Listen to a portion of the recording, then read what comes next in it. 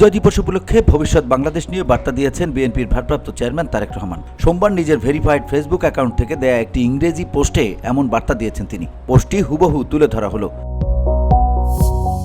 ফ্যাসিবাদমুক্ত পরিবেশে পালিত এই বিজয় দিবস অবশ্যই আরও আনন্দের, গৌরবময় এবং তাৎপর্যপূর্ণ। আমি দৃঢ়ভাবে বিশ্বাস করি যে ভবিষ্যতে বাংলাদেশের প্রতিটি স্বাধীনতা ও বিজয় দিবস জনগণের প্রতি রাষ্ট্র ও সরকারের দায়িত্বের অঙ্গীকারের প্রতীক হবে।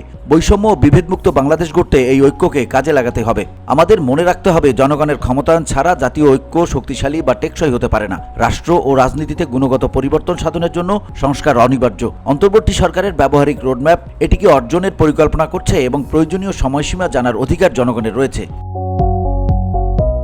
স্বৈরাচার ও ফ্যাসিবাদের প্রত্যাবর্তন থেকে রাষ্ট্র ও সরকারকে রক্ষা করার জন্য দৈনন্দিন অনুশীলনে একটি গণতান্ত্রিক রাজনৈতিক সংস্কৃতি গড়ে তোলার নিয়ম ও বিধান মেনে চলার মতোই গুরুত্বপূর্ণ। একটি পাবলিক ম্যান্ডেটের মাধ্যমে জনগণের আকাঙ্ক্ষা প্রতিফলিত করতে প্রতিশ্রুতিবদ্ধ নির্বাচিত প্রতিনিধিদের সমন্বয়ে গঠিত একটি সংসদ রাষ্ট্র ও সমাজ উভয় ক্ষেত্রেই গণতান্ত্রিক শাসনের ভিত্তি হিসেবে কাজ করে। জনগণের রাজনৈতিক ক্ষমতা সত্যিকারের অর্থে সুরক্ষিত হয় যখন একটি জবাবদিহিমূলক সরকার এবং কার্যকর সংসদ মিলেমিশে কাজ করে। পোস্টের সঙ্গে বাংলাদেশের পতাকার একটি জিফ ছবিও সংযোজন করেছেন তিনি, যেখানে পথ করে উঠছে বাংলাদেশের লাল সবুজের পতাকা।